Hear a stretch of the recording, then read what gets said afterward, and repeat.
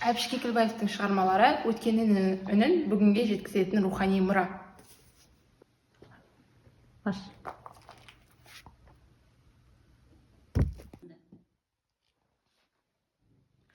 Олай болса, Әбіш Кекілбаевтың тарихи шығармалары қазақ тарихын тереңірек түсінуге көмектесетін құнды әдеби мұра болып табылады.